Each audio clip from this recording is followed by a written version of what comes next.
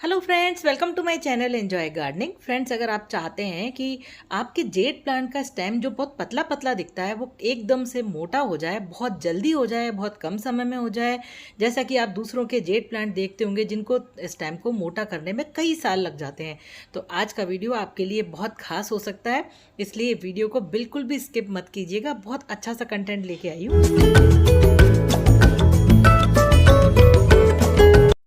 ज़्यादातर jade plant के stem जो होते हैं वो इतने ही मोटे होते हैं जब तक कि वो बहुत साल पुराने ना हो जाएं, 8-10 साल पुराने। और हम चाहते हैं दूसरों के जेड प्लांट देख के कि काश हमारा भी स्टेम जो है इतना मोटा हो जाए। तो मैं बताऊंगी आपको वो टेक्निक। तो ये देखिए फ्रेंड्स, आपको क्या करना है कि जेड प्लांट की कटिंग्स लेनी है। ब्राउन कटिंग्स मिल जाए तो ज़्यादा अच्छा, अगर ना मिले तो हरी और थोड़ी कच्ची भी ले सकते हैं। मेरे पास जितनी कटिंग थी मैंने उतनी ले ली। जितनी ज़्यादा कटिंग होगी स्टेम आप उतना ही मोटा बना सकेंगे। अब इसके लिए ज़रूरी नहीं है कि आप अपने जेड प्लांट को जो पुराना है उसको काट के ख़राब कर दें। आप ये काम जब कर सकते हैं जब आपको जेड प्लांट की प्रूनिंग करनी हो, कटिंग करनी हो, तो जो कटिंग निकले उनसे आप ये काम कर सकते हैं। तो मैंने कटिंग्स ले ली। अब आपको क्या करना है, इंपॉर्टेंट काम, कि इसकी लीव्स जो हैं सारी हटा दीजिए।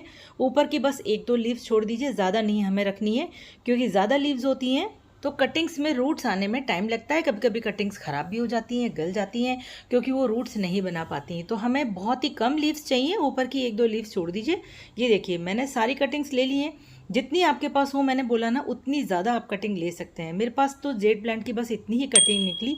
अब आपको क्या करना है, जैसे आपने ये ब्राउन कटिंग ली है, इसके ऊपर का जो पार्ट है ना, थोड़ा सा, यानी हाफ जो स्टेम होता है गोलाई का, हाफ डायमीटर आपको छील देना है, यानी ब्राउन पार्ट हाफ हटा दीजिए। क्योंकि ब्राउन पार्ट जो होता है इसमें वो टिश्यूज़ नहीं होते जिसमें नए सेल्स बनते हैं। ये जो ग्रीन पार्ट आपको दिख रहा है इसमें मेरिस्टेमेटिक टिश्यूज़ होते हैं, जिसमें बहुत फास्ट सेल डिवीज़न होता है और नए नए टिश्यूज़ बनते हैं। बहुत जल्दी ग्रो करता है ये टिश्यूज़। वैसे भी जेड प्लांट आपने देखा ही होगा, बहुत जल्दी ग्रो करता है। छोटी सी छोटी कटिंग में भी बहुत जल्दी रूट्स आ जाती हैं। तो अब देखिए मैंने इसको हाफ पार्ट तक छील दिया है, स्क्रैप कर दिया है बिल्कुल अच्छे से। ग्रीन पार्ट निकल जाना चाहिए। जैसे मैं आपको समझाऊं, अगर जैसे ही मेरी फिंगर राउंड है, इसमें से आधा आपको छील देना है और आधा ब्राउन रहने देना है। ये देखिए, ये ऊपर ऊपर से हम आधा तक छील देंगे, यानी डी शेप जितना छील देंगे, और बाकी इसका जो है ब्राउन रहने देंगे। ये देखिए मैंने इस तरह का छीला है। ये आधा पार्ट आपको ब्राउन दिख रहा है, आधा आपको ग्रीन दिख रहा है। तो इसी तरह से आप सारी कटिंग्स को ही अच्छे से छील दीजिए। ये जो ग्रीन पार्ट होता है बहुत जल्दी से सेल डिवीज़न करके, मैंने बताया, नए सेल्स बनाता है। तो ज़्यादातर ग्राफ्टिंग जो होती है उसका तरीका यही होता है। एडेनियम में भी इसी तरह से ग्राफ्टिंग होती है।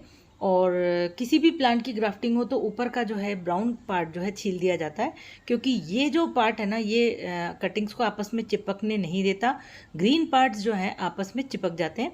ये काम बिल्कुल वैसे ही होता है। अगर मैं आपको इजीली समझाऊं, हमारी बॉडी पार्ट में भी हमारी जो स्किन ब्राउन है वो आपस में नहीं जुड़ती है। उंगली से उंगली हम टच करेंगे तो नहीं जुड़ेगी, लेकिन जब हमारी स्किन में कट लग जाता है और उसको स्टिच से हमारे जो है डॉक्टर्स लोग जोड़ देते हैं, तो कितनी जल्दी हमारी स्किन जुड़ जाती है। या जैसे कोई जख्म हो जाता है तो उस पर हम दवाई लगाते हैं, धीरे धीरे करके जख्म अपने आप भर जाता है। वो कैसे भरता है, स्किन कैसे जुड़ जाती है, क्योंकि वहाँ के जो टिश्यूज़ हैं बहुत जल्दी सेल डिवीज़न करके मल्टीप्लाई होकर काफ़ी सारे टिश्यूज़ बनाते हैं और आपस में जुड़ जाते हैं। अब आपको क्या करना है, इन कटिंग्स को इकट्ठा कर लीजिए, जैसे स्टेम की गोलाई होती है बिल्कुल उसी तरह से। लेकिन आपको ध्यान रखना है, ब्राउन पार्ट बाहर होना चाहिए। ये देखिए, ये जो कच्ची वाली कटिंग थी ना, इसको मैं सेंटर में रख रही हूँ, क्योंकि मैंने इसको चारों तरफ से छील दिया है। ब्राउन पार्ट आपको बाहर की तरफ रखना है, और जो ग्रीन वाला पार्ट था उसको सबको अंदर की तरफ अरेंज करना है। ये आपके ऊपर डिपेंड करता है आप कितने अच्छे से इसको तरीके से जमा सकते हैं। सारी कटिंग्स को एक गोला सा बनाना है आपको कटिंग्स का।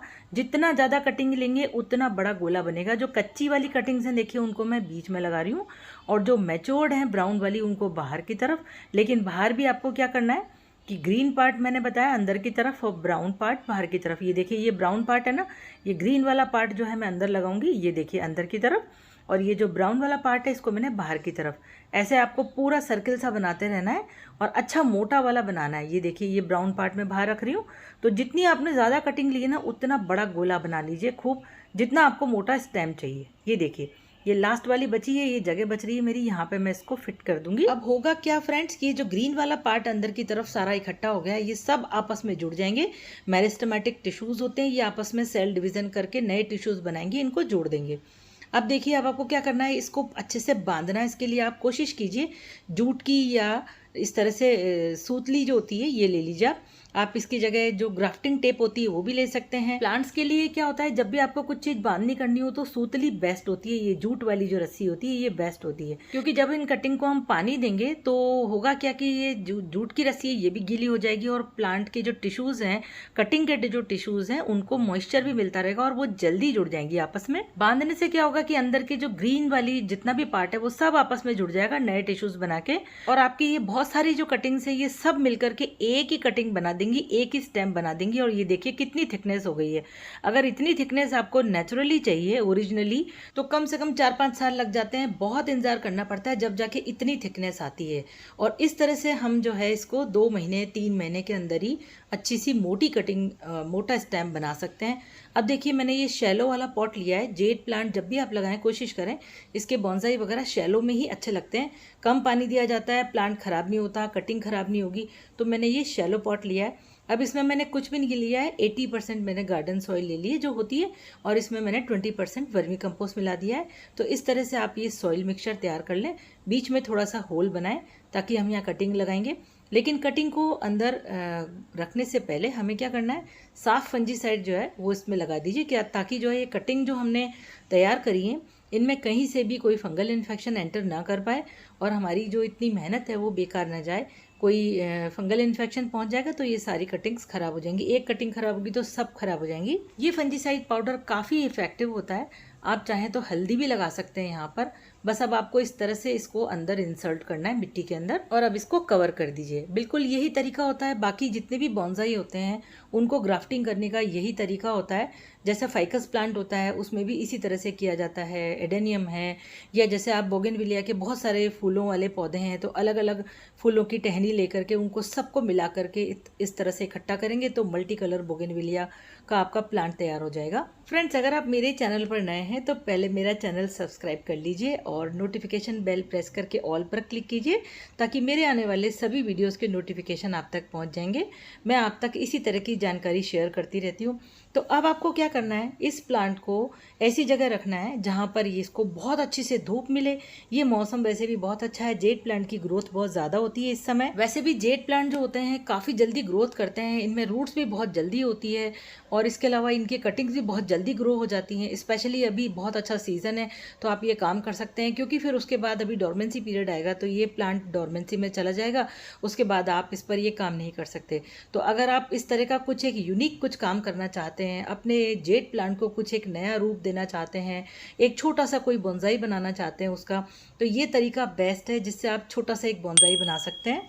अब आप देखेंगे कि 3-4 महीने के अंदर ही ये सब आपस में जुड़ जाएंगी, लेकिन आपको ध्यान रखना है पानी कम देना है और इसको सनलाइट वाली जगह रखना है। वीडियो अच्छा लगा तो लाइक कीजिए, शेयर कीजिए, सब्सक्राइब करना बिल्कुल मत भूलिए मेरे चैनल को। Bye bye.